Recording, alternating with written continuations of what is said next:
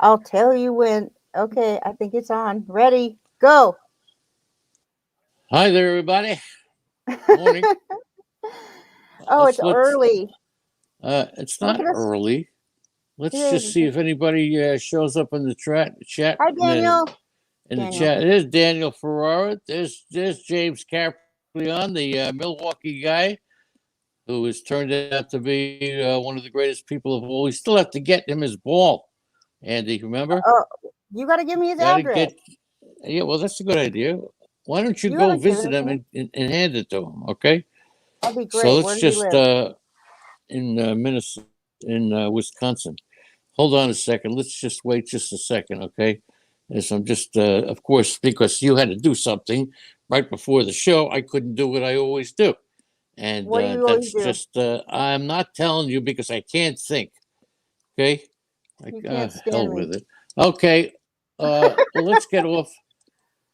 Well, let's You, get you, on the topic of the day, and before we do, I wrote something today that finally, after all these years, it kind of really said what I feel. And that is this.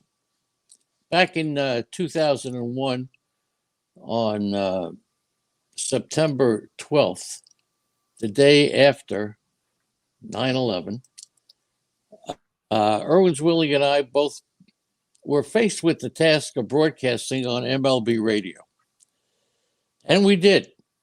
And it was then that I learned the following: how we cried on September 11th. yeah, it's We, not so funny. Why am I we laughing? also we also cry on when our teams win or lose. Really? Well, we cried on September 11th, Yes. 2001. We cry when our team wins or loses with the Okay. passion that we have for rooting for our team. The real value of sports is the momentary escape from the real cries that we cried on September 11th. For us to sit back and cry about our pitchers or our teams for 10 minutes or 20 minutes a day is really what it's all about. The value of sports, it's not in how much money you can make, it's about the momentary escape from the real cries. Do you agree with that? Sure, Leonard. And we hope that we provide, don't forget, we're not doing this for the money, but we hope to provide, as Malpal said to me during the week, a little comedy, a little laughter, Okay. and a lot of baseball. Okay? And that takes care of that. Okay? Now Okay. we're off. I'm ready. Had to say it. I'm going to give you some football stuff. I have no clue what you're talking about football, but go You ahead. never do. Amari Cooper is the first player in the Dallas Cowboy history with at least 13 receptions, 130 receiving yards, and 2 receiving touchdowns in a game. I always like to throw in a little football. By the way, I have a poll up on Twitter, You just love and nuggets. and I'm asking, what's your favorite seasonal fantasy sport? Now, Oh, I come on. know that I come from a baseball group, and you would think you wouldn't be surprised. Now it's the beginning of football. Everybody's excited. I have a ton of followers who play fantasy football, and right now, it's hands down. People are saying that they love fantasy baseball What? over fan. Yeah, Are you kidding me? in I am shocked. I figured that because of where we are right now, 60% baseball and 37% football, and there's of course basketball and other. So I am shocked at that. There's about 75 votes in. Only had it up for about an hour, so that's pretty good. It's pretty good just to get it up for an hour. Anyway, Tom Brady is now 14-7 in games that he has 50 or more pass attempts, and there are 29 other quarterbacks who have at least 6 games with 50 or more pass attempts. Warren Moon, Donovan McNabb, and finally, Wait a minute. What? So, are you telling me that there's only 6 quarterbacks ever that have 50 or more pass attempts in a game? Yeah, there are 29 other quarterbacks in the National Football League Oh, history 29. Okay. who have at least 6 games with 50 or more pass attempts. How about that one? How many pass attempts is average, do you think, in a game? Like what's normal? I'm not Like really sure 30, about that. 35? Okay. It's I hard to hate say football. what's normal when Mitch Harson comes into the chat room, but Hi there he is. And Mitchell. Hi Jade. you'll hear Mitchell and Merrill on Monday night. Eddie Heckman is here. Captain T is here. And we're Away we trying go. Away rocking we and go. rolling. All right. Okay, Now I ready? just want to mention this. There was little chance that Trevor Bauer would rejoin the Dodgers. We're not surprised, but now it's official. The investigation continues with potential discipline, suspension. Lenny, let me tell you something. He's going to get suspended. So let's be realistic here. He's getting suspended. Okay, just to let you And know. yes, he's not pitching again this year, but he's going to be suspended. I can almost guarantee it because baseball doesn't even care if you're guilty of anything.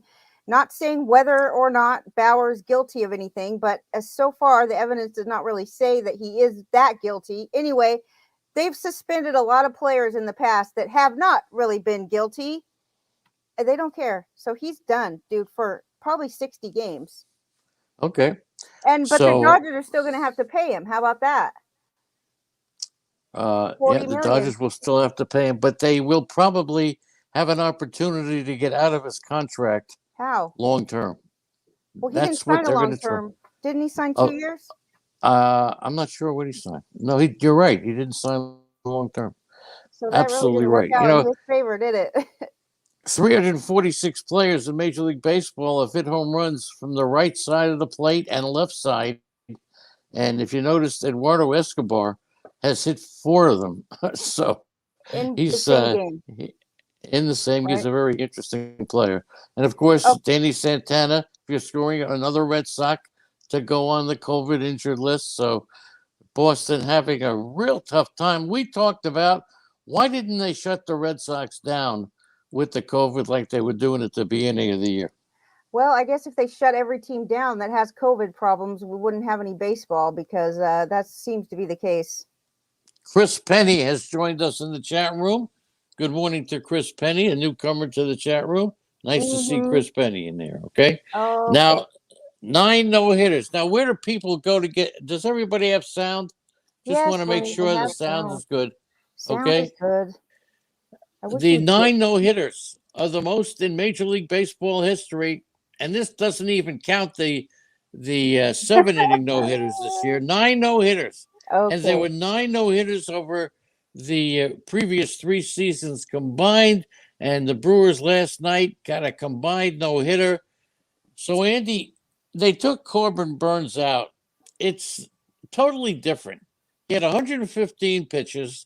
What do you think about taking out your pitcher when he's got a no hitter going? Certainly, the combined no hitter is hardly the same feeling that you get when you have a no hitter by just one pitcher.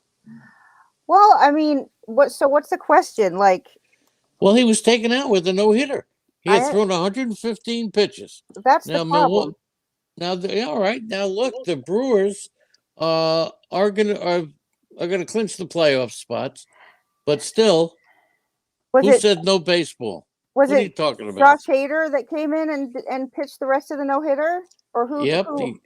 I don't have the box score in front of me, but I know that Burns is only the third pitcher in the history of Major League Baseball to throw 8 no-hit innings and to be lifted before the ninth. Clay Kirby, Don Wilson did it. Yeah. Hader finishes off the gem for the One second inning. no-hitter. Right?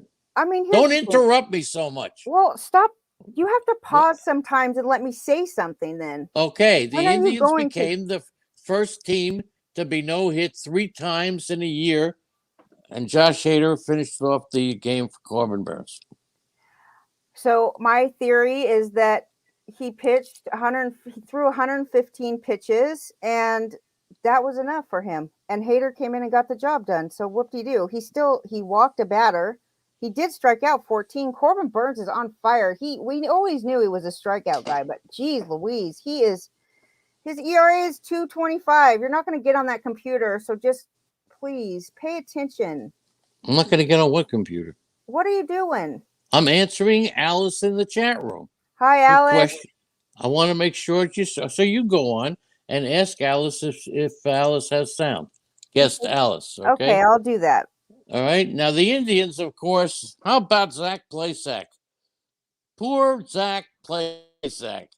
First team to be no hit 3 times in a year, and Zach Plesac. It was painful for him. He's been the Indian starter all 3 times. Yeah, That's here. incredible, right? I don't like Zach Plesac. I really don't. We're going to talk about him later a little bit. I just don't think he's that good of a pitcher. I think that he had a good season last year, obviously, but I don't think he's that good. You don't think Zach Plesac is that good, huh? No, I mean his ERA is like over 4, and his FIP is not any better. He's not striking out anybody this year. He's huge disappointment. Yeah, he's And not having a great year this year. You're right. I just don't. I can't say this for sure. I'm not trying to like start rumors or anything, but I don't think he has a great. He doesn't. He's not really into like work ethic stuff. Like he's not the guy that comes to work early. He's got kind of an attitude. I mean, I don't know. I shouldn't say that. I have not talked to him personally. I just have seen a few things that give me the impression that he thinks he's good enough, and he's not really trying to like add any pitches or like fix anything. And I think that the batters have kind of figured him out. So Carlos Rodon, Wade Miley, and Corbin Burns / Josh Hader have all no hit Cleveland this season. That's crazy, right? Is that a big deal? I don't know. Is Cleveland? They don't have a great lineup. To be no hit 3 times in 1 year. Oh, that's a lot. What do you think? I don't know. You talk like you don't know anything about baseball. I mean, this year we got Musgrove, Rodon. Remember Means from Baltimore. Are you kidding me? Like the Orioles, the Orioles, I assume they get no hit. I assume that the Pittsburgh Pirates can't get a hit sometimes. It's not that. Turnbull's got a no hitter. Kluber, Gilbert. So that's it. And then of course the Cubs and the Brewers had 2 games with no hits allowed, but they don't count because they were only 7 innings. Okay. What? Okay. Yep, that's right. And there was only 8 no hitters in the entire decade of 1930. But so let me just ask you this question, okay? And I don't think there's been a no hitter since they started doing the sticky stuff investigations, right? Yes, there has been one, at least one. I don't think so. Maybe more. But what are you doing with your hair? Are you fixing your hair? Am I? Oh, I forgot. I'm on camera. Holy crap! Yeah, don't do the camera shit no more. Will you please? Look so cute as a cowboy. Oh, you got to be kidding me, man. All right, let me say something. Go ahead, say something. Wander Franco. Mr. Wander Franco's out 2 to 3 weeks. He's got a low-grade hamstring strain. And this guy has 39 games straight of on-base streak going. And it's paused when he isn't capable of playing, meaning that he's on the injured list. So it still is paused, right? It doesn't stop. And he could actually catch Frank Robinson's record of 43 games of on-base streak. And he only turns 21, okay? 21 in March. He's not 21 yet.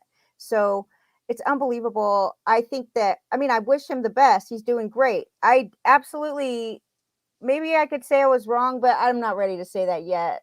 39 games of on-base streak, that's huge for a guy his age, don't you think?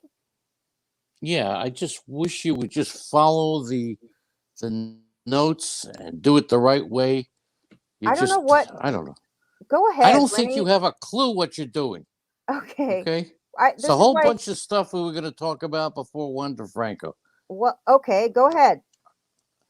Anyways, now that you talked about it, he's out with a right hamstring strain. Please, God. And there'll be a 2 to 3 week timeline for him to return. And as you mentioned, the on-base streak is paused when a player doesn't play. Okay. So that's pretty good. Okay. And, Tampa has used 138 lineups. Tampa has used 138 lineups in 141 games. Are you surprised at this? Not really. This is what Tampa does. And, of course, Manny Margot if you're following him, he's hitting all 9 spots. Okay, and they've pitched Andrew Kittredge in innings 1 through 11. Did you realize that? He started a game. He's pitched in the 11th in every inning, 1 through 11. Kittredge has pitched. This mustache is driving me crazy. You know that? Well, just stop fucking around with stuff, okay? Just please. And then Shane McClanahan sidelined by his stiff back. I think he's going to be quite a star.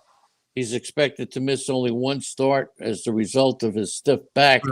But a lot went right for the Rays on Saturday, 7-2 over Detroit with Dietrich Enns. I don't know a lot about him. Do you? Nope. He got his first win. And guess what? Chris Archer left after 4 innings with a hip issue. Okay. Whoop-de-doo. Are you surprised at that, too? Okay. How many surprises are you going to throw at me this morning? Well, the biggest surprise this year to me, if you scroll up, what are you praying for? Right? Who's praying?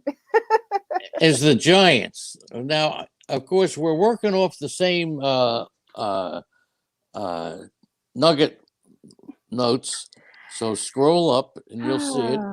The Giants keep winning. And to me, that's the biggest surprise to me in all of baseball. What's the biggest surprise for you? I love the Giants. I want to talk about their donuts. They love donuts. They have a huge thing that they do. Every single day game, they have donuts, all kinds of donuts, and they win day games. So if they had all day games this year, they would be on pace for like 115 wins and 45 losses. And they're just, they talk about their donuts. Like Evan Longoria says that the whole clubhouse is of walking zombies if they don't get donuts before their day games. Everybody's got their own favorite donut. They have like a donut. Right now they're on a 7-day road trip and they have 5 day games out of 7. And they're in Cubbies and at Colorado. So they have their donuts all ready to go, like waiting for them when they get to work. And they're winning like crazy. I mean, they don't have a great like all-star cast, but they have really a lot of depth on this team. And I'm telling you what, I've been a fan all year long, and I will take credit for that because I didn't. And so consistent. I thought they'd fold. They got a 645 winning percentage at home, 662 on the road. There was 630 in the first half, 640 in the second half. And in 1-1 games. They got a 600 winning percentage. So that's not too bad for the San Francisco Giants. To me, that's the biggest surprise of the year. That's pretty surprising. Well, the Yankees, do you have the Yankees on your list next? Or do you want to make sure that we talk about Jake Cronenworth or what? Well, let's talk about the Red Sox. Do you have that? No, the Red Sox improved to 7-1 as I'm going to replay extra inning games on the road. And by the way, in each of the last 4 wins, they were tied or were losing when they came to bat in the 7th inning. Now, I know I have been battling a couple of people thinking from the word go that the Red Sox were going to be a good team this year. They're 26-16 in 1-run games, and they have 41 come from behind wins. That, to me, is incredible. I'm surprised. I guess they could be my biggest surprise because that's unbelievable, dude. To be honest with you, it's unbelievable what they're doing. Do you think it has anything to do with you not being a Red Sox fan anymore? Probably, but the Yankees are doing well too, right? Actually, they've lost a couple of games, so. Yeah, the Yankees, but here's the difference between the Yankees and the Red Sox. The Yankees have Luke Voit. What's his name? Voit? Yeah. Who's in the lineup? He's out of the lineup. Bobby Dalbec. Somehow they get him in every game. His last 5 hits: homer, triple, and double, homer, triple, double, homer, triple. Let's do that one. And he's got the highest OPS since July 31st. Bryce Harper is second. He's got the highest WRC plus since July 31st. Bryce Harper is second. Bobby Dalbec. Now let's talk about next year. How much are you going to pay for Bobby Dalbec next year in fantasy baseball? I don't I'm not going to pay more than like $10 for him. I'm just not going to do it. He's a first baseman. He doesn't play multiple positions. He hits his home runs in power streaks, and you get a lot of home runs at once, but then the rest of the time you're just like, what the hell are you doing? And you just wait for him to hit home runs, and then he hits like a bunch at a time. I don't know. Maybe he'll get better. I mean, he's still relatively inexperienced, so I'm not going to pay a lot for him though, because I could get a whole bunch of Bobby Dalbecs, dude. Now, Dalbec is the 11th Red Sox rookie to hit more than 20 home runs in a season. And most recently, of course, he did it this year. He did it in Nomar. 1990. Did Nomar do it? Nomar did it. Jim Big Rice Papi? did it. Big No, Papi. Freddie Lynn did it back in 1975. How about Manny? Manny has no. It was Nomar, Rice, Lynn, and Bobby Dalbec. Those are the ones who do it. Okay. Those are the ones. All right, let me ask you this question. I'll throw this out to the chat room as well. Name the team leading the major leagues in runs, and it's a sizable margin. Okay. Name the Jay Trella is here. Good morning to Jay Trella. Name the team leading the major leagues in runs by a wide margin. Anybody want to throw that out there? Okay. Go ahead. I'm gonna say it's the Rays. The Tampa Rays by a sizable margin. Oh, good. Right? And if you take a look over at Fangraphs, they'll give you the whole. But how about that? And of course, we talked about Wander Franco. 2 to 3 week timeline for Franco's return. Wow, that's Who cares? That's he needs some rest. He's on a 39 game on base. Yep. So, all right, next, go on.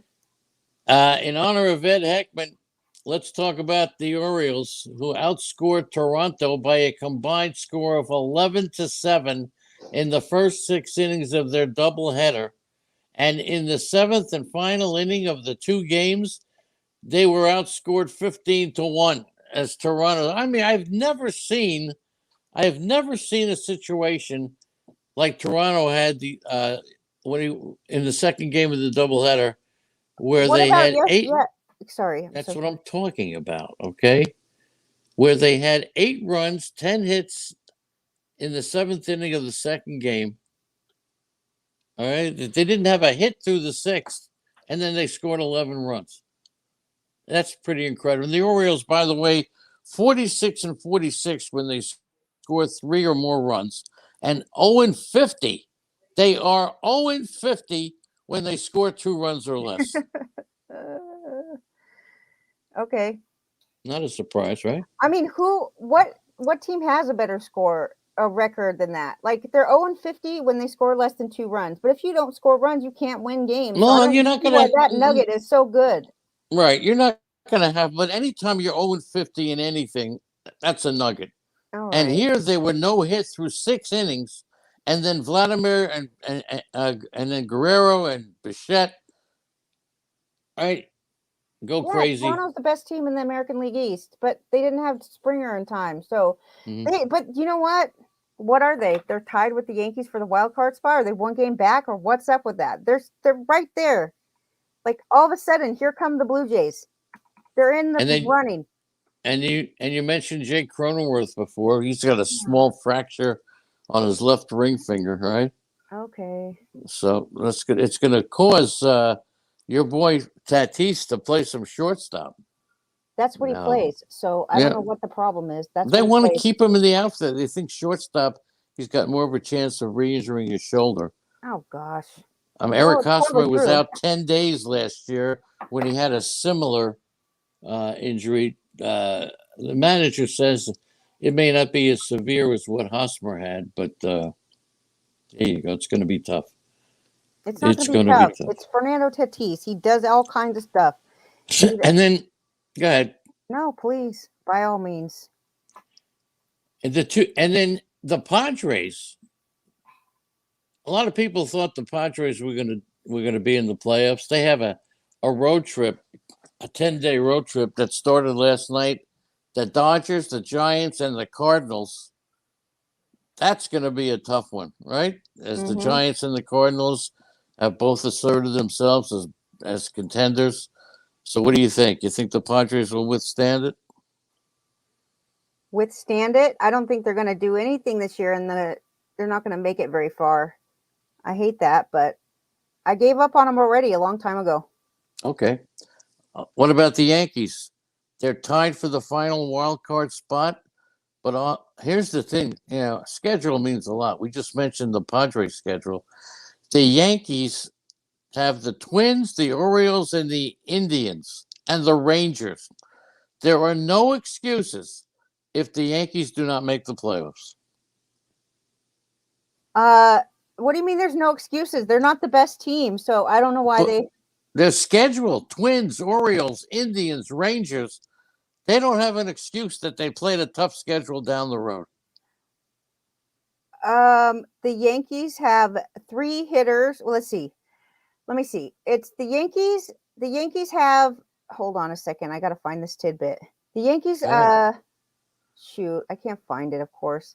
I will find it, but keep talking while I do. I'm going to tell you about the Blue Jays and what they've done in the last week is the same as what the Yankees have done offensively since the All-Star break. Okay, so the Yankees. Okay, sorry, I can't. All right, compose yourself, get your notes, and then you can comment on this. It was a couple of weeks ago that I made the bold prediction that this is when the Yankees were losing 14 in a row, that the Yankees have to trade Aaron Judge.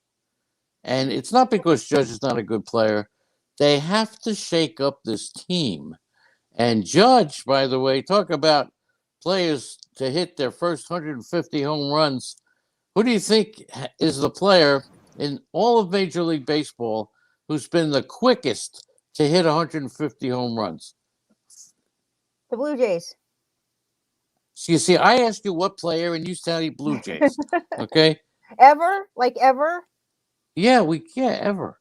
495 495 games, he had 150 home runs. Who is it? A-Rod, Barry Bonds, freaking McGuire. It's Ryan Howard. Since the All-Star break, the Yankees just relax, will ya? Oh my God. Aaron Judge is second. You're not even paying attention to anything. Eddie Matthews is third. Nobody Ralph cares Kiner about this. is fourth. Albert Pujols is fifth in the amount of time it's taken them to hit 150 home runs. Go. I was just going to say that I found the tidbit I was looking for the Yankees, where you say that if they don't make the playoffs, there's no excuse. And I say there is an excuse because they're lucky they're even where they are right now. Since the All-Star break, a Yankees player has recorded 3 or more hits in a game 10 times. Okay? The Blue Jays have done that 10 times since last Friday. So they are hitting like crazy, like they should have been doing all season, which they were doing, but they didn't have Springer. If they had Springer all season, they'd be so far ahead and away of the Yankees, it would be not even a competition. So the Yankees are lucky to be where they are. They better watch out because they're about to go down. Looks like fan, do I? I don't sound like a Yankee fan. No, you don't. But it looks like Garrett Cole is going to come out of his hamstring issue and probably pitch again on Tuesday. Would you rather have Garrett Cole or Robbie Ray? Well, the end stretch.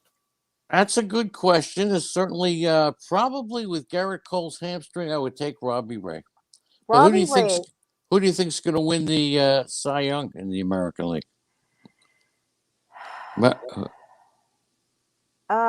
I can't think of it right now, but I had somebody that's not the norm. It's not Garrett Cole.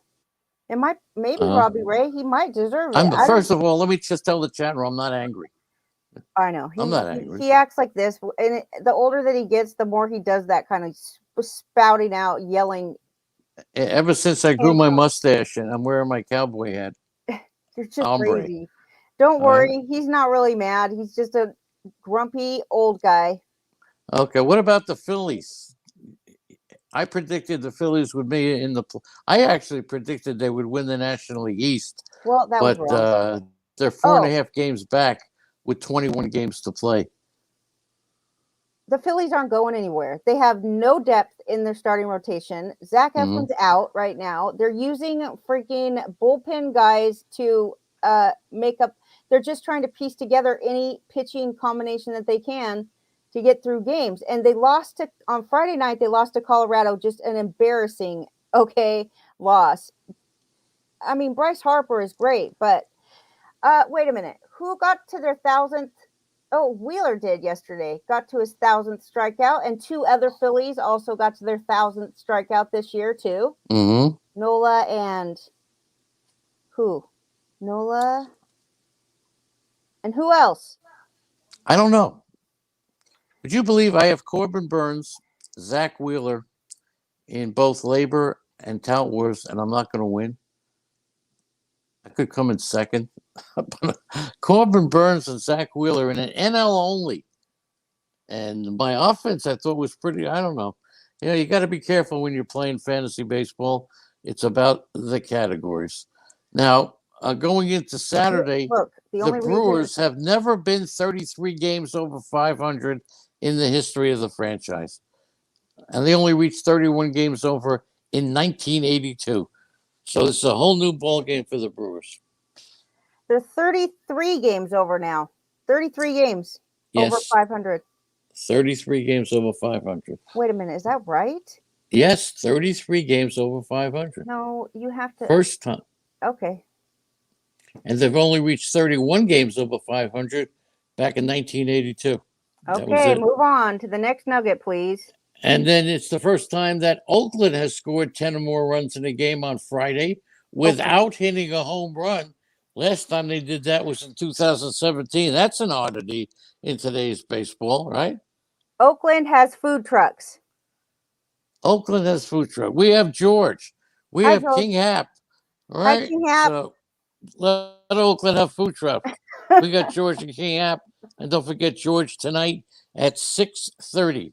George You'll is see the gonna. great George.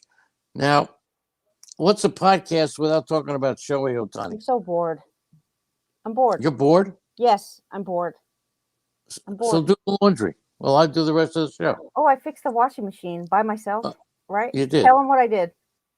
I'm not going to, because I don't even know what you did. So how can I tell him? All I know is I've been battling the same fly for about 3 days. Oh, I can't God, believe you're it's the the same one. worst. I can't do this. I cannot do this. I cannot do this. I cannot make it through this show. Ohtani.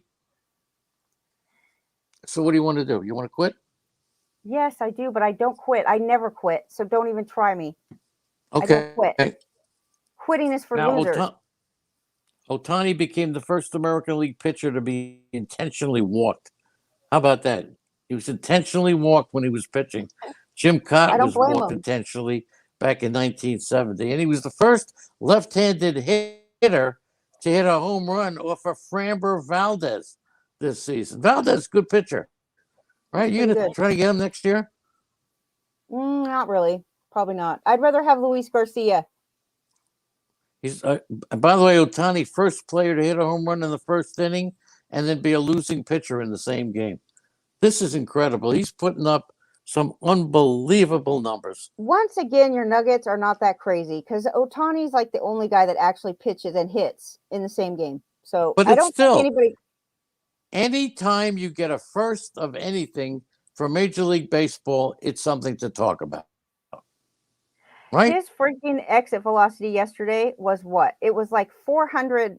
Wait, it was 114 miles an hour, I think. I can't remember exactly, but this guy crushes it when he hits the ball. Go ahead. Let's talk about Gavin Lux. Gavin Lux, he's turned out to be a rookie is a rookie, right? But he could be playing third base, second base, left field next year. He could be eligible for a lot of positions. Does Gavin Lux have any value for your 2022 team? Zero value unless I look it up right now because I'm about to look it up what positions he's played this year because that will determine what positions he's qualified for next year. And if he can qualify at all those positions, then maybe he has a little value, but it's highly unlikely. So he's played 8 at second, 4 at third base, and 2 in the outfield. So he only qualifies at second base. And that's as of now. He's going to be playing everywhere in the next 20 games. So Well, let's he's see what he worthless. does. Okay, he's Now the worthless. So Phillies. One more note on the Phillies. This isn't. They've had the lead 106 of their 140 games. yeah, How about and that they one? strike out the rest of the time because they don't wait. So they've had the lead all these times, and it doesn't speak much for this team in the fact that they've had the lead and they can't get it done. So they've had the lead 106 times. The Giants have had the lead 109 times, and the Giants have a 19-game lead over the Phillies. but the Giants eat donuts and they win. Oh my gosh! Donuts. You still think Brad Hand is worth anything? For this year, probably not. I guess. I mean, he'll get a couple saves. Probably he'll get more saves than Daniel Bard. He'll get more saves than Alex Reyes. He'll get more saves than him. He's pitched in the Nats Park for 3 different teams Yes. in just 45 days. That's crazy, right? Yeah, that's great. And you Seth remember Beer. How about Beer? Beer Man. Beer here. You remember So- we saw him in the Arizona Fall League? Yes, I've had him on our Dynasty League. I've had Seth Beer for 2 years now because it was like the last pick, and I just drafted him because of his name, I think. And he's been just sitting there waiting to blossom. And he came up yet. What is he? Yesterday he came up. Whatever. He's the first Arizona Diamondbacks player to hit a home run in his first career at bat since 2009. So it's not that long. 2000. Anyway, John Hester. yesterday they had 2 Yes. players hit a home run in their first career at bat in the same game. Diamondbacks did. Okay. Henry Ramos hit a home run his first game. So the last time it happened was the Red Sox. Actually, it wasn't even long ago. It was only 2 years ago. But we don't even know these players they are just like one-hit wonders, I think. All right, let me ask you in the chat room a question. Derek Jeter had 4 seasons with at least 210 hits, and since he retired, Ichiro. only 3 players have had 1 season with 210 hits. Can you name them? Joey Votto. No. So Jeter had 4 seasons with at least 210 hits. Since he retired, only 1 player has had. Altuve? Altuve's 1. Yay. Come on. Okay. 210 hits. Arenado. And Mookie Betts is 2. And who's the Blackman. third? Charlie Blackman. That's right. You got Blackman. Yay. Charlie Blackman in 2017. Nice going. I think Ichiro did. Ichiro blows them all away. You think so, huh? But He he had didn't more do hits it than in any of the those. he didn't do it in the time frame, sweetheart. I don't care. He's better. Okay. Jose Ramirez, 160 home runs, 150 stolen bases in less than 1,000 games. I mean, that's incredible. He doesn't get the just rewards. 160 home runs, 150 stolen bases. We're talking about Mays, Bonds, Strawberry, Kirk Gibson.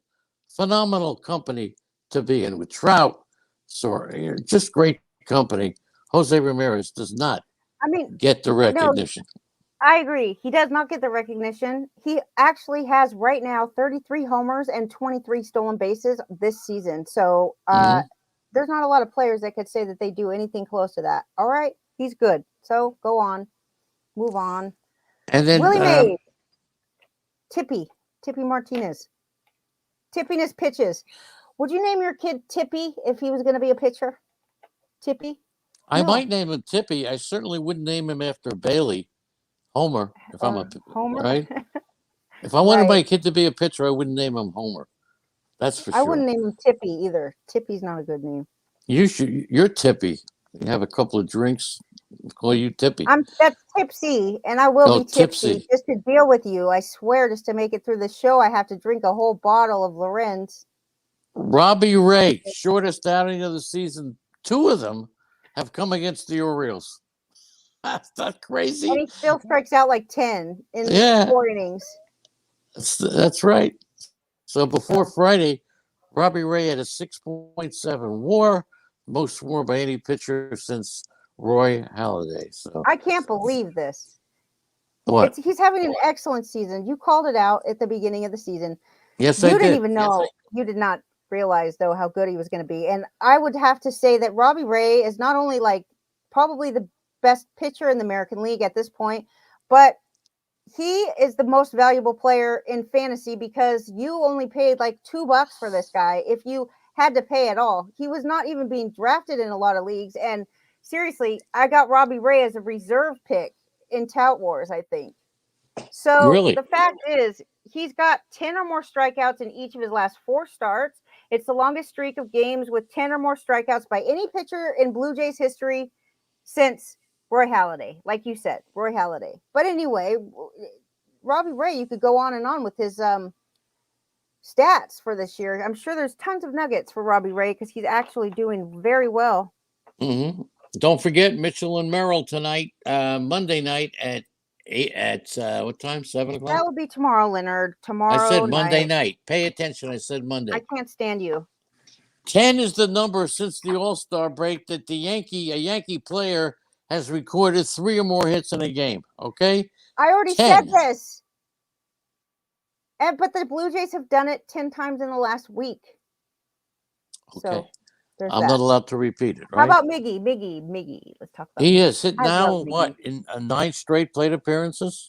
9 He had or- well, he had I don't know how he did last night, but he's the first player age 38 or more to have hits in at least 9 straight at bats since Ty Cobb.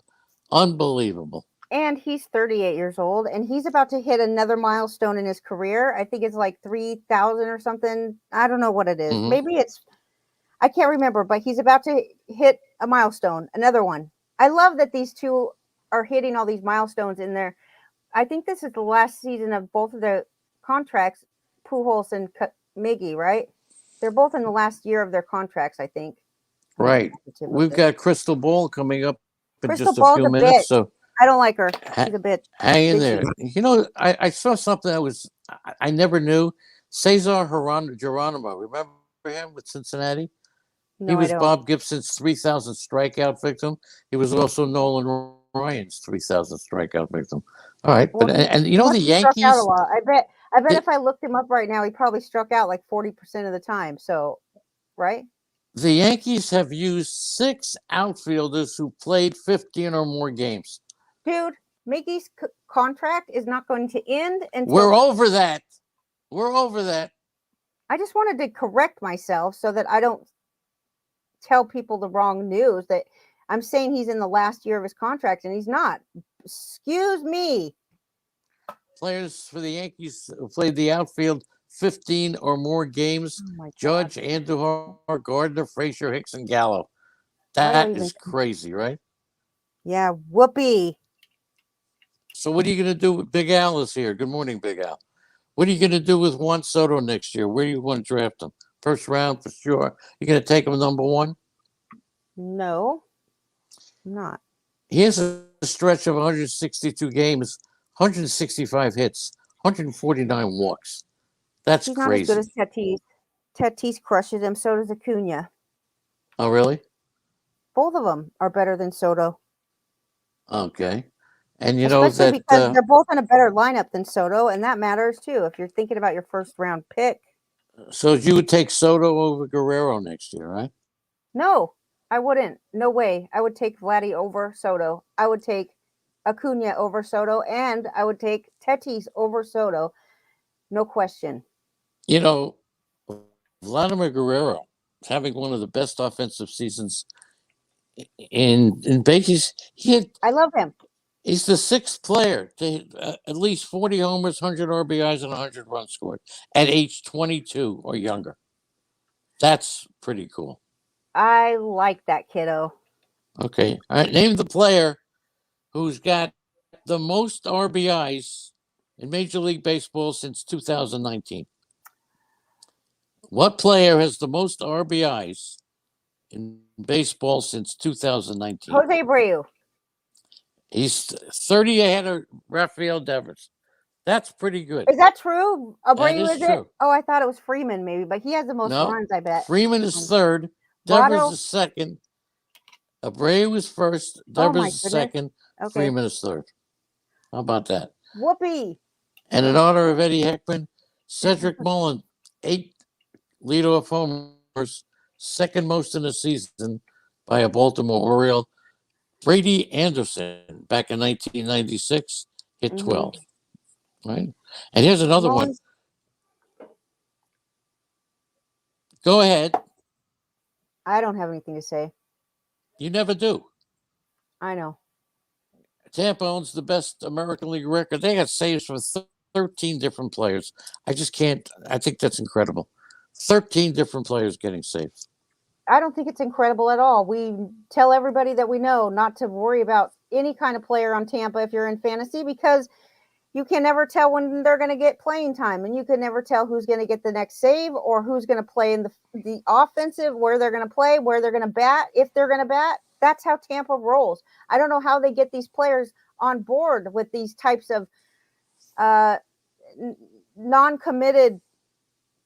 They're just not. Nothing is guaranteed for them, so they don't know where they're going to hit in the order. They don't know if they're going to play tomorrow, the next day. I mean, but they're fine with that in Tampa, and they're making it work. So I'm not knocking it. I'm just saying, fantasy people should stay away from Tampa Bay Rays at all costs when they can, whenever possible. That's it. Well, we all know the Yankees were in a slump. I didn't realize this when they were swept by Toronto in 4 games. What's wrong now, sweetie puss? The Yankees are not as good as when they were swept by Toronto. They never had the lead in 4 games. I'm not surprised. That is nuts. Do they have to play the Toronto Blue Jays anymore this year? I don't believe they do. No, they don't. Because that's going to be the end of their year if they do. Let me look. I'll look at the schedule while you. John Heyman polled 25 Major League Baseball executives as to which shortstop would get the biggest deal over the winter. And who's going to be crazy? Who's going to it's crazy that they said Correa, Sager, okay, but Marcus Semien. How many? Timeout. Are you saying all these guys are going to be free agents next year? Correa, Sager, Semien, Story, and Turner, all free agents. And Baez?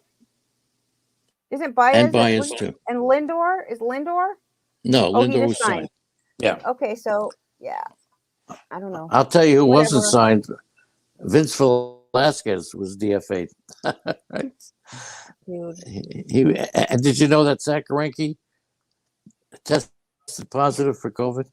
Yes, I did. Him and all of his family, everybody fully vaccinated. Imagine that. It's just amazing. And Friday was the Astros' 82nd win of the season, guaranteeing them a winning record. They've had a winning record 6 of the last 7 seasons. That's phenomenal. And it looks to me like Seattle 1 game back of a playoff spot. Can you believe that too? Holy crap. Holy crap. I just think it's really great that both Toronto and Seattle Mariners are actually still hanging in there. And it says something. I'm not saying that they're going to go anywhere like the Mariners, but I think it says something. It says something good about them. Okay, now you say something. Let's bring on, see, King Hap wants to know who I'm keeping, Muncy or Sale. Let me put the link in the chat room. You guys can come on anytime. Yeah, with the abundance of offense, I would probably take Chris Sale. Oh, or who? Or Max Muncy. For when? For this year? For next Tuesday. No, for next year. Oh, well, that just depends on what your team needs. Okay, that depends on what your team needs. You can't say Max Muncy or Chris Sale. What, is this a keeper league? Is he talking about? And this just in, Brandon Woodruff was scratched from today's start. He's got a stomach flu or something. Okay. All right, can I talk to Crystal Ball and get you the hell out of here? I hate you. Oh, I'm going to change costumes when Crystal Ball comes on. I will be some other person. All right, Crystal Ball's coming on. Okay. Okay, right Crystal now? Ball's right now. No, not now. So what do you want? All right, so go ahead. You want to? She'll be on in a minute. Crystal Ball will be on in a minute. Finish the Nuggets. What are you doing? I did finish the Nuggets. If you would pay attention, you would have known that. I'm not going to pay attention to you anymore. Now, with Crystal Ball coming on, we were thinking of of changing Crystal Ball and her role because she's a pain in the neck. No, you So are. we were thinking of having Clairvoyant come on instead of Crystal Ball. Anybody in Clairvoyant. the chat room want to see Clairvoyant instead of Crystal Ball? Is she here today? Let me go check the door. Hold on. You talk to the Go chat room. check I'll the be door. right All right. back. Okay. Thank you. All right. Very good. Okay. Big fight. Okay. Finally, some love for the legend. That's for sure. Okay. Listen. So it's been a very interesting fantasy baseball year, without a doubt. And of course, we're gonna continue to broadcast throughout the year. Off season sometimes is much better. Claire is probably okay. Okay. So thank you, Eddie. But see, this is why we can't. We have to change the cast. All right, Why? people, because you know what's happening. What's happening? We change. Are you ready? Are you ready? Yeah, I'm And you going to be got in a second, right? in a second. So What is wrong with you? What is wrong with you? I don't get what the problem is. I'm waiting for you to come on so we could start with Crystal Ball. Have a problem with that? It's so funny that you can't even do 5 seconds by yourself, dude. You can't do 5 seconds by yourself, but you constantly don't let me talk during the show. So I'm here. Crystal Ball is here and she's bitchy today. Okay, Crystal Ball, are you bitchy today? Do you like my Crystal Ball costume? This is right. I don't see it because I refuse to look at the video. I didn't want to do it. Not doing it. Well, maybe if you looked at the video, you would. Yeah, I wouldn't be picking my nose. Laura is here. Talk Hi, about Laura. a female that I really want to do a show with. It's Laura DiChiara. I'm sure Not she's Crystal Ball, not any of you other fakes. All right? I want to do a show with Laura. I want to flip you off. That's what I'm doing right now behind All the right, scenes. Crystal Ball, you ready? Yep. Next year, Mike Soroka, is he going to be worth anything? Yes, he is. He's only 23 years old, and I feel horrible for him about his Achilles tendon because his doctor should be sued for what he did. I mean, this guy was walking to the clubhouse and he freaking tore his Achilles again. That's wrong. So, all right. So next year, how much you paying for Mike Soroka? but he's always hurt. He's always hurt. That's a problem. If he has a decent spring training, you're going to go over $10 for Mike Soroka. Yeah, probably. I'll go. Yeah, maybe 12. $12. Anybody in the chat room agree with that?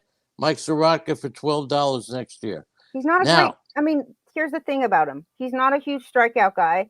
He is a ground ball pitcher. He's not. He's like Kyle Hendricks, basically. That's really a good comparison in my world. I'd say he could compare really highly to Kyle Hendricks because his velocity is like 92 miles an hour. He strikes out not that many. So if you get a guy like Mike Soroka, you have to make up for the strikeouts in other ways, such as like a Robbie Ray, or hopefully Trevor Bauer will be back, or somebody that just strikes out like Corbin Burns, a big strikeout guy, in order to even out Soroka's lack of strikeouts. That's all. Austin Hayes, Eddie Heckman will tell you he's really having a great season, starting to heat up. He didn't have a great season, but he's starting to heat up. I always thought Austin Hayes would be a pretty good fantasy player. You think he'll be a starter next year for the Orioles in 2022? Well, he doesn't have a lot of competition, so I would say, yeah, he's probably a starter. He's not I going to bat disagree. league. What are you talking about? He's got plenty of competition. Like who? Like DJ Stewart? He's got plenty of competition. Let's just say one thing about Austin Hayes. He has a good contact rate, and he actually has pretty decent plate discipline, okay? He doesn't take walks. That's one thing. But he really doesn't strike out that much, too. And he makes contacts like 80% of the time, or close to 80% of the time, I think. He hits a lot of home runs. Here's the thing about him, too. Another one of these Bobby Dalbec types that he hits his home runs in bunches. So in the last 4 games, I think he has, or in the last week or so, he's got 4 home runs. But in the last month, he's got 5 home runs. So he really, hold on. I mean, you got Santander, McKenna, Mullins, DJ Stewart, Austin Hayes. Austin Hayes is not in competition for his job next year. That's what He's the not crystal ball says. All right, that's what crystal ball says. What about Florio, who's starting to rack up some saves? Dylan Florio. His Will name he is be a Dylan Floro. Floro. Flor? Floro. Oops. Uh-oh, I got to go get Lenny back on. 1 second. Hold on. He's going to start yelling at me. Hold on. I know you.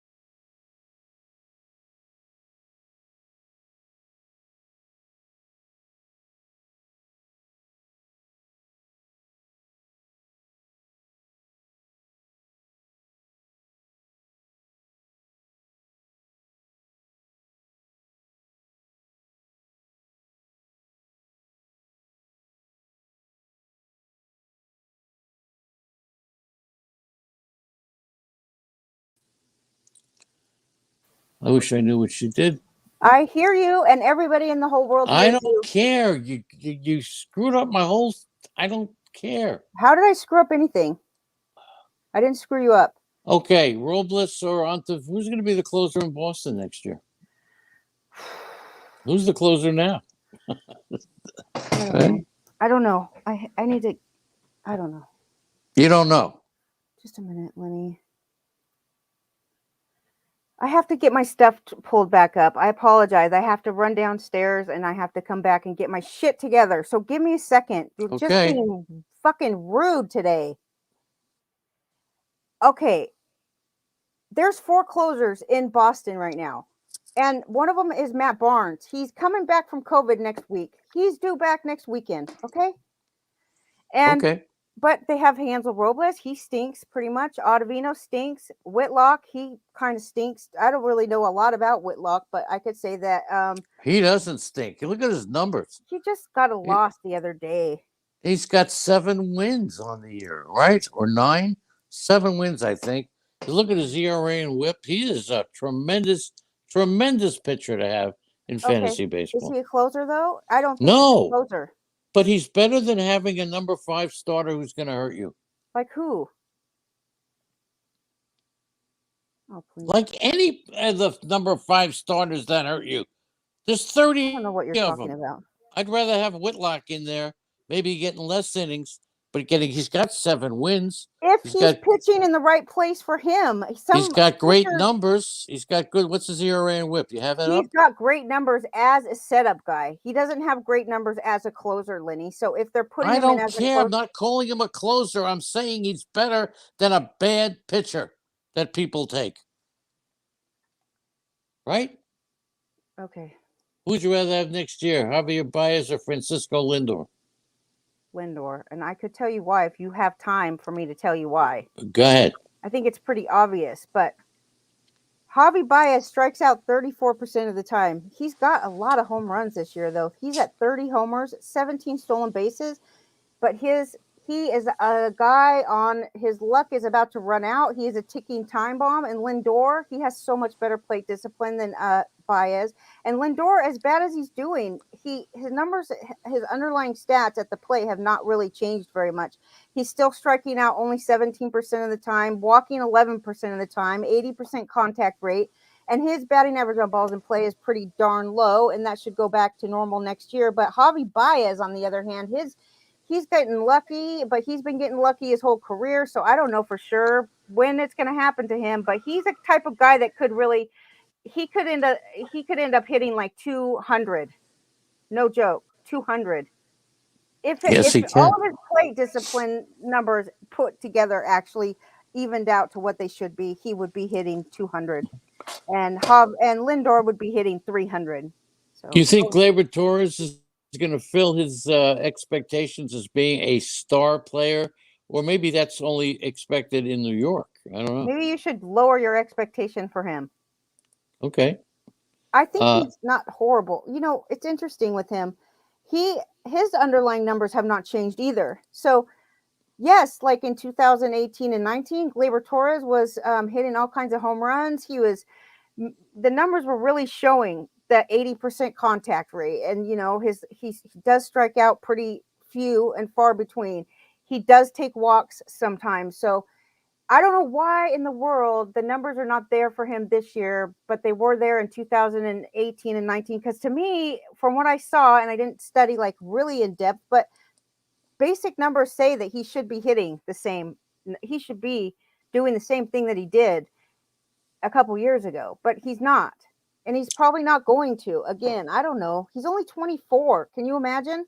So I'm guessing that we're off. There's no more video, right? Don't worry about it. Just do I whatever. just want to know. No, there's no more video. Well, it would have been nice to know. Because why do you need to know? Who would you rather have next year, Soto or Tatis? Now think about it. I already told you. So you're not going to tell me again? Tatis by far. Even with the possibility of an injury? I don't care about an injury because he's doesn't care about injuries either. He's the He-Man. He plays injured. Okay, Soto what about does not play injured. Soto's weak. George Springer? You're going to go $22 for George Springer next Yes, year? yes, Under or over? over. Who are you going to take next year? Dylan Cease or Giolito? Giolito, no Really? question.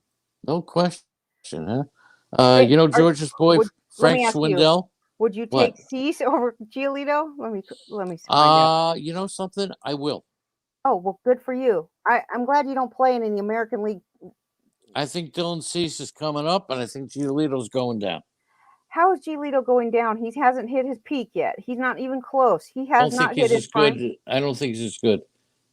I think I already know the answer to the So next you question. are going to sit here and tell me that you think Dylan Cease is a better pitcher than Giolito? Next year, I will say Dylan Cease will have a better record than Lucas Giolito.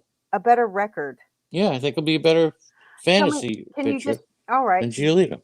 But you don't have any reason why.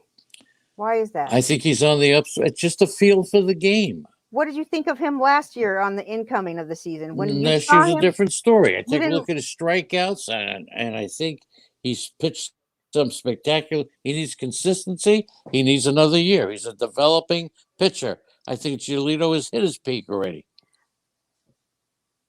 Did you know that Dylan Cease hasn't pitched more than like 70 innings in a season ever?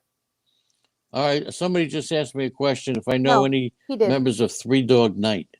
I know Three Doors Down. Is that George asking you that? No, that's Eddie Heckman asking me that. Hi, Eddie. Who would you take next year? Sorry for the bad potty language. Who would you take next year, Plesac or Quantrill? I think I know the answer here. I'm taking Cal Quantrill. Okay.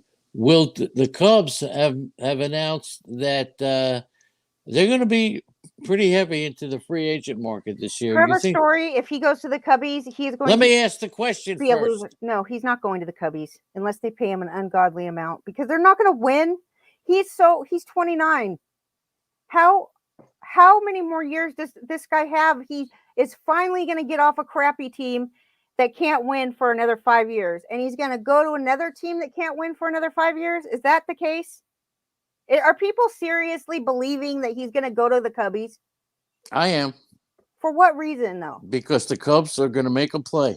I mean, Remember, and I think the giveaway, even though it sounds ridiculous, is the Cubs were booked for that game next year in Corntown.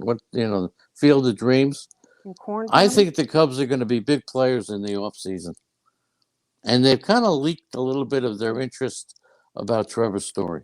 I will say the Cubbies they are willing to spend some money. I think they also have a really it's kind of like the Yankees where players do like to go play for these teams, and the Cubs, Wrigley Field and all of that. It's like the fans are great. The stadium is always packed.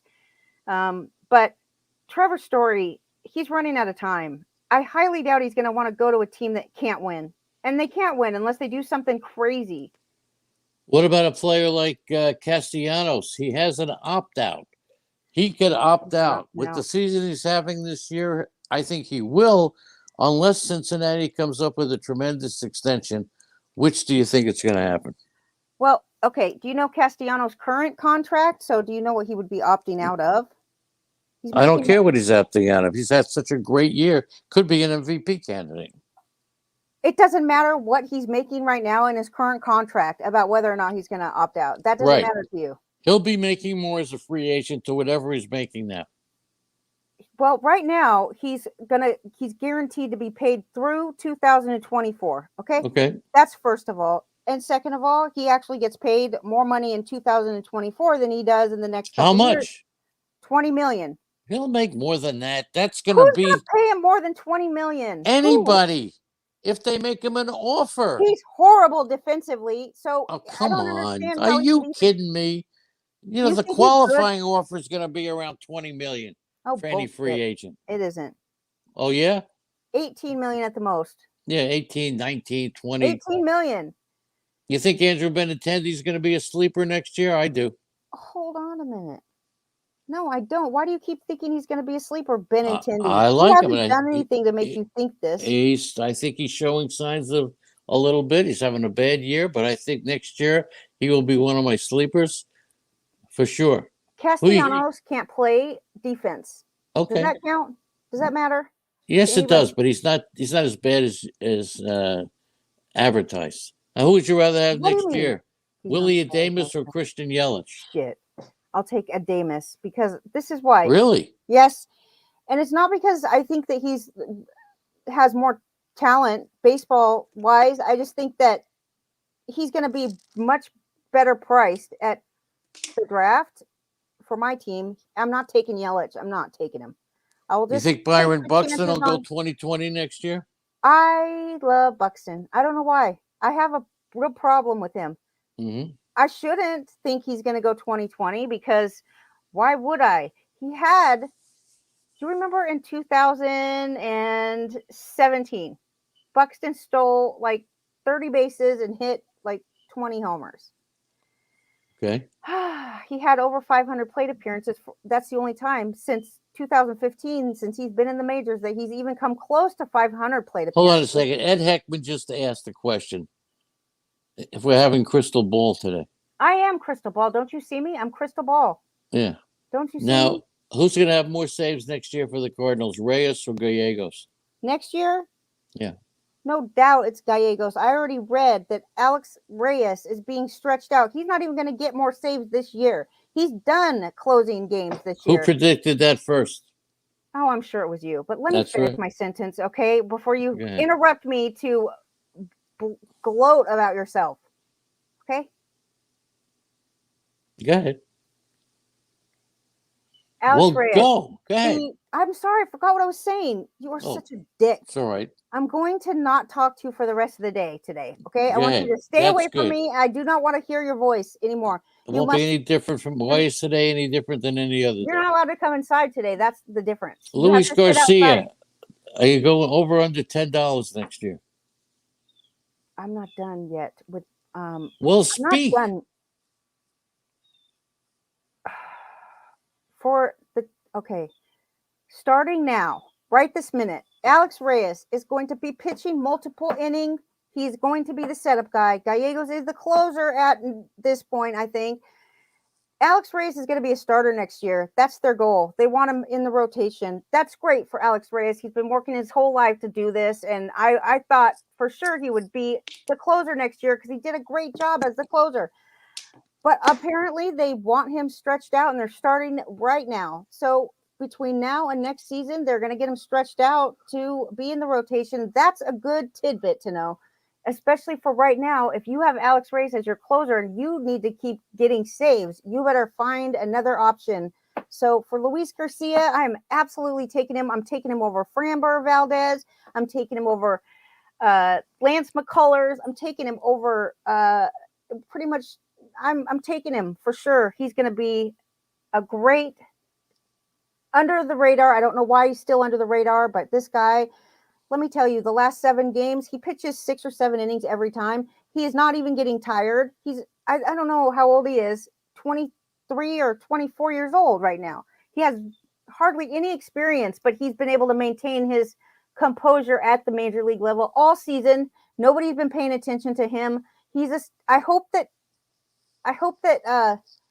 he keeps quiet. I hope we keep quiet about him, okay? Because he's a steal right now for next year. Who are you going to take next year? Your pick. You need an outfielder. You're going to take Marsh or you're going to take Adele? I'm not going to next year. I guess I'll have to take Adele, I guess, but I don't like either, so I probably won't take him. I would rather take I'd rather take some old guy like Duvall. The choice is between Adele or Marsh. Adam Duvall. Who are you taking? If the choice is Adele or Marsh, you're taking Duvall? I'm taking Pujols. Brilliant. I would take Pujols next over. year, Cody Bellinger. You're going to pay. I had originally thought $12 over under Cody Bellinger. Okay, I don't even need a crystal ball for this shit. Crystal ball says nobody would pay for Bellinger, dude. He's horrible. Do you know what his earned value is right now, Bellinger? What he's earned minus, right? He's a minus. Yeah, negative $11 right now. Wow. So you and your $12, not even close. And next year, worse every year too. Last year he had a rough time of it. You think Melancon's going to be a fluke this year? This is it. What do you think? Next year, you think it'll be any good? How can you call Melanson a fluke? Like, I just don't think that's the right term for him. He's been around forever. He's 35, 36, 37 years old. He's not a fluke. A fluke. Wait a second. James Capriano wants you to stretch me out. A fluke is somebody like that dude in Cleveland that got demoted recently. Oh yeah, Capriano. No, not that. No. Koprenik, whatever his name is. Yeah, no. All right, well that's what it does. Just go away. Are you trying to get off the air right now? I think we're done. You're done. I think you need to go outside. I have to go outside. I have Logan Webb to talk about, Adolis Garcia. All right, you want to do the rest? You want to do the rest of the show? I haven't been in a very good mood today. I know you're not. You're just horrible today. You got to go outside and don't come in. Thanks to Ed, and to James, and to Laura, and to Mitchell, and to everybody else. The chat room's kind of filling out because they don't like us arguing. So they do too, and I don't care. It's all yours, sweetheart. All yours. You know what, Leonard? I love you, and I love you too. I will be so much peaceful. More. Okay, it's all yours, sweetheart. Go get them. Okay, bye.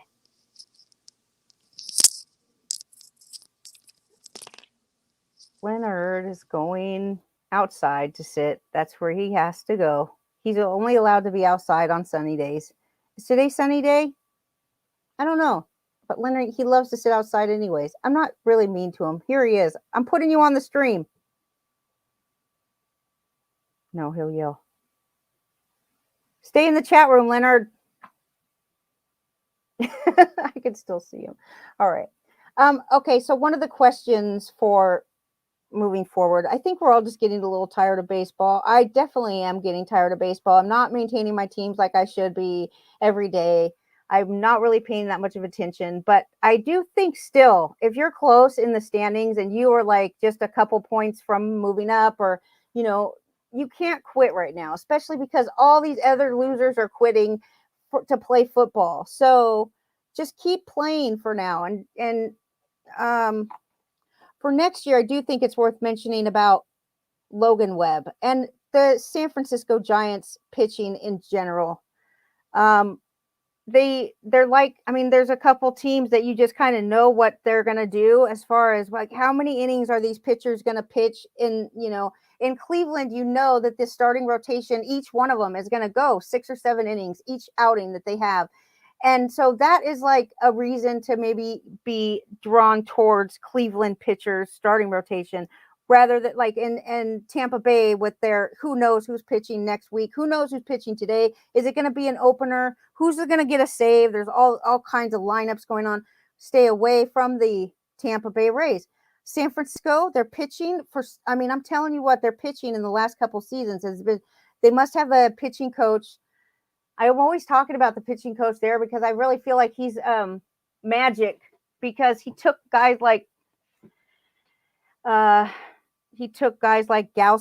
and who's the other one? DeSclafani is over there, and just Logan Webb is another one that is somebody to very much keep an eye on. He's young though. He's not like a reclamation project. He's not a fixer upper like Kevin Gaussman was. He's 22 or 23 years old, but I'm telling you what, this guy is pitching 6 innings every single time he goes out there. Just look at his game log and you will see that he hardly ever gives up any runs. Home runs, very rarely, but he's pitching in San Francisco, so it's not saying that much that he doesn't allow too many home runs. Anyways, I'm just saying he is a good pitcher for sure. Hopefully he's pretty under the radar too. Like I don't really know till the drafts start happening, but I'm ready to start drafting for next year. I'm ready to put the draft guide together. I'm going to start on it immediately because the earlier the better. So I think Logan Webb is going to be, I hope I could put him on my sleeper list. Really. I do. I hope I could put him on there. Adolis Garcia. First of all, Adolis Garcia, he's at 29 home runs. Do you think he'll hit 32? That's the question for Crystal Ball. Do I think he'll hit 32? That's 3 more home runs for the rest of the season. Yeah, probably, but I'm not going to put him on my team next year because I do not trust for a second that this guy is going to do this next year. He's a Rule 5 guy, or he was picked up off, I don't know. I think they got him for free. They just picked him up, and maybe he was a Rule 5 or he was DFA'd or something happened to him. And that's why he was easily acquired by Texas. Anyway, he had a great, I'm happy for him, but I don't believe it for sure. Melanson, going back to Melanson for a second, this guy, he's got 37 saves right now on the season, and he's probably going to get 5 more saves at least. So his contract says that he gets paid $250,000 each time that he hits one of these milestones. So if he closed out, it doesn't even mean if he got saves, just if he finishes the game 20 times, he gets $250,000. If he finishes the 25 games, he gets paid another $250,000 every 5 times he finishes a game. So think of this. He already has 37 saves, which definitely means he has more than 35 games finished on the season. And then when it hits 40, it goes up to 500,000 each for 40 and 45. So this guy is just getting paid tons of money right now. Every time he finishes a game, he is getting bank $500,000 for every 5th game he finishes. And it doesn't even matter if he actually gets a save or not. He just has to close out the game, which makes me wonder, like, at this point, he's probably hit all of these goals. 45 is the highest one. So I'm sure he's finished 45 games. He's getting paid all kinds of money for that. He's still getting paid next year, I believe. He's got a mutual option next year, a mutual option which includes a $1 million buyout. He's only getting paid $2 million total, plus all of his extra frills for reaching his goals. But Melanson isn't going anywhere. I believe that he will be with the Padres next year. For several reasons, but why wouldn't he be? Because he's getting paid so little compared to any other potential closer, and obviously anybody that they thought was going to be coming up there, Mackenzie Gore is not apparently he's not ready to come up yet, but next year hopefully. The Padres have to look forward to next season because they've just had a lot of really bad luck this year, and I think that Melanson is coming back. I really do. He's going to be a closer again, and he's going to be 38 years old. He's going to be an old guy, but he'll still get it done. You know that Melanson actually owns a business with his brother-in-law in, I think it's Atlanta. I think that's where he was. Or was he in Atlanta? I know it was somewhere in the South, either Atlanta or Tampa, but I think it was Atlanta. Anyway, him and his brother-in-law, they started a business because he was actually having this putting green put into his backyard, and there wasn't, I can't remember the exact details of how it happened, but I do know that he started his own business as him and his brother doing backyards, like putting in playgrounds, putting in putting greens, stuff like that. And he had the guy that works on the baseball field at the ballpark help him with the different types of grass and, like, you know, uh, I don't know what they call it, turf. What do you call the green stuff? Anyway, that's what he does as a side job. I was really surprised to see him go to San Diego because I thought for sure they would keep him. I don't know if it's Atlanta or Tampa. I really can't remember which team it was, but it was one of those two. I'm pretty sure. Maybe it wasn't. I think it was. Anyway, Melanson, good guy. I think he'll be a. So another question that he didn't ask because he's too busy doing whatever is Marco Gonzalez or Kikuchi for next year. I really used to like Marco Gonzalez. Actually, Adam Ronis turned me on to him a couple years ago. He was striking out all kinds of batters, totally not given the love that he deserved, pitching a couple hundred innings all the time. And then I don't know what happened to him. He just fell apart. Like right now, he's not, he hardly strikes out anybody right now. Neither does Kikuchi. Neither of these guys are pitching that great right now. But I would have to say for next year, I'm probably going to be going to the Kikuchi side of the aisle, right? Kikuchi. Marco Gonzalez is only 30, and actually Kikuchi is 32, but he feels younger because we got him when he was older, so we haven't been seeing him around. Anyway, I'm going to take Kikuchi, okay? Or I'll probably take Flexen over all of it. And that's it. That's pretty much all I got. The COVID list is crazy for baseball. Lenny wants to know why they're not stopping games over the COVID crisis. And I don't know. It depends on what news site you're reading it. Okay. The reason behind the fact that they did postpone a whole bunch of games earlier in the season. And now they're not postponing games, even though teams like the Red Sox have like 8 or 9 players off, 8 or 9 players. If you go to one website, the sports writer is talking about how why would they postpone games for this team that can't reach 85% vaccination, right? Like, but 85% of baseball is vaccinated. I don't think it has much to do with that anymore. I really don't think that.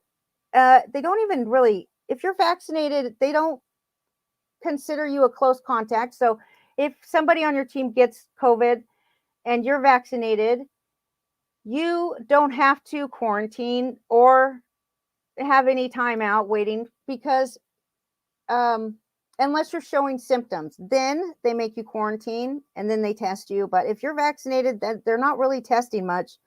If you're not vaccinated, you have to do some quarantining for a few days, but I've seen even unvaccinated players come back just soon, like 4 days or 5 days. So the players that are sitting out on the COVID list for long periods of time, these are players that are positive and they are showing symptoms, because otherwise, either you only just need 2 negative tests to come back. I think maybe if you're unvaccinated, you get like 5 days you have to quarantine maybe. But 5 days is not that long. Anyways, there's 35 players on the COVID list right now, and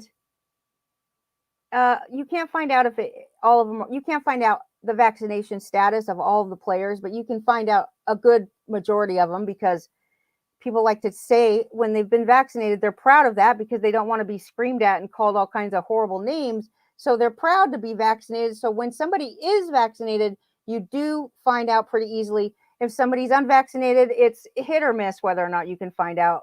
A lot of these players, though, you can find out that they've already had COVID, A lot of players are going back to the COVID list for the second time. So whether or not they're vaccinated, I don't know.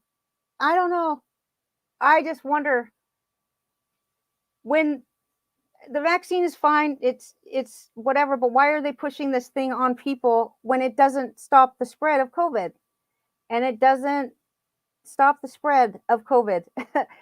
We're pushing this unknown thing on people that doesn't work. So that's my opinion. And that's not even an opinion. That is a straight up fact. Okay? Straight up fact. Israel's the most vaccinated country in the entire world, and they are the highest COVID case count in the world. They can't even travel. They have so much COVID. And I'm not saying like the vaccine never worked. I'm sure that the vaccine was very useful against the first strain of COVID. But the problem that I have is forcing vaccination, or it's not really a vaccine either. It's not a vaccine. Vaccines, but we just changed the definition of vaccine to match what this is. So I guess, depends on how you look at it, if it's a vaccine or not. It's scary to me that it's really scary that the government is pushing this so hard on people and just being like, you can't work, even though you worked all through COVID, you dealt with sick COVID patients, or you went to your grocery store and worked, or you worked at school, or you drove a bus, or you did whatever. You did all of these things all throughout the whole pandemic without any vaccine. And now all of a sudden you're not going to be allowed to work anymore if you don't get vaccinated. And why doesn't anybody care about natural immunity? Because now reports are absolutely coming out, and it shouldn't be a surprise to anybody that your natural immunity is way better than any vaccine or so-called therapy vaccine, whatever you want to call it. Your natural immunity is going to be better, and it's going to protect you against all the strains. And it might not last forever, but I'm pretty sure that it will last longer than the vaccine is lasting, because once it's 6 months later, now you're not considered vaccinated anymore because you have to get a booster now, or you can't work. So once you start this, how many boosters are you going to have to get every year for the rest of your life? Do you have to get boosters? No, not every year, every 6 months. Every time the virus mutates, now you have to go get another booster. Think of what that is going to do to your immune system.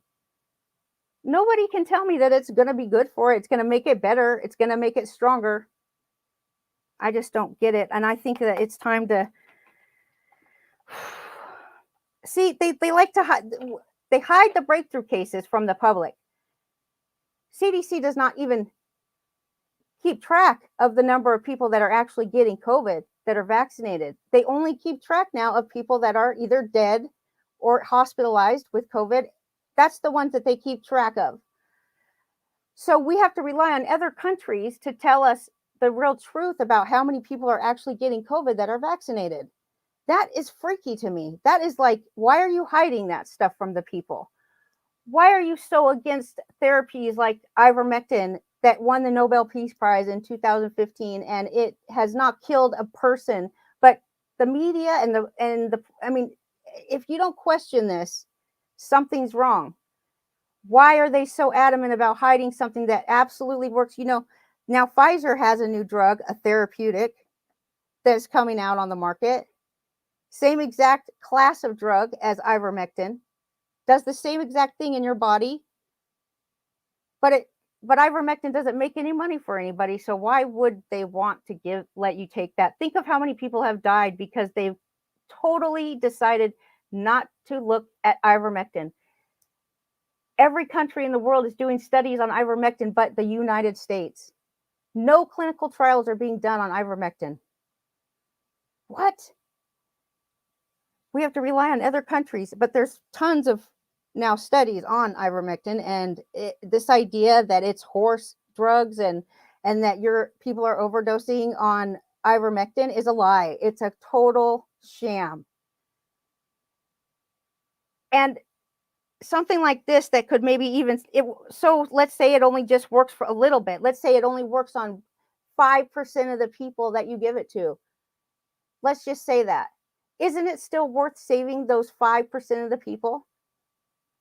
But if you went to your doctor tomorrow and had scabies, they would give you ivermectin to treat you that day. They would just tell you, here's a prescription for ivermectin. They give it to all countries. African countries have completely gotten rid of river blindness with taking this. Like, I don't understand. It has to make people wonder what's going on. I'm really getting pretty freaked out about the whole thing. So I know Lenny's yelling at me because he wants me to only talk baseball, but this is so important, and I don't really care. I do care. I care a lot. I care a ton. But baseball is just another entity working with Pfizer. They get paid a ton of money from Pfizer to run their advertising commercials for Viagra and whatever else they want to advertise with baseball. They've got they sponsor MLB like Player of the Year award. They've been doing that since 2002. There's a lot of money involved with these pharmaceutical companies, with all of the sports leagues, not just baseball, but football. And if you follow the money, it makes it pretty clear why they want to push these things so hard. And it's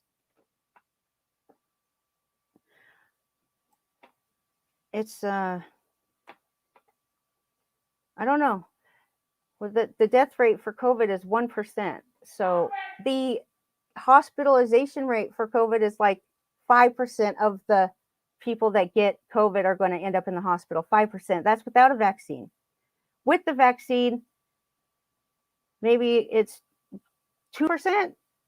So the idea that it keeps you from getting too sick or it keeps you from going into the hospital is a guess, because how do you know how sick you would have been if you didn't get vaccinated? How do you know if you would have ended up in the hospital? If they said to me that this is a new, we, from the studies that we've done, we see that it absolutely keeps you from going to the hospital and it keeps you from getting really sick. But we don't know the long-term effects, because that's the honest truth. I would be so much more willing and ready to go take that vaccine. But when they tell you that it's 100% safe and it's 100% effective, and they're hiding the adverse effects that real people are having. In fact, baseball players in the Phillies, they say that these influential players on the Phillies are convincing the other players not to take the vaccine because they're acting like the vaccine caused side effects that caused their injuries, and they're acting like they're just blowing it off like it's fake.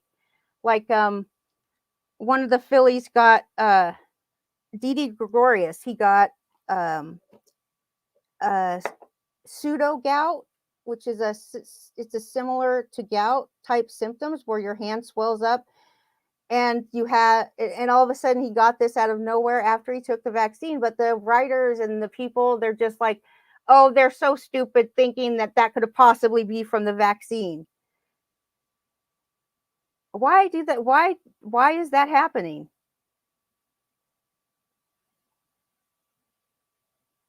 I mean, I don't get it. They're silencing this, and that's what scares me the most. So anyways, it's Sunday afternoon. Have a great day, everybody. Enjoy some baseball. And that's it. Thanks for listening.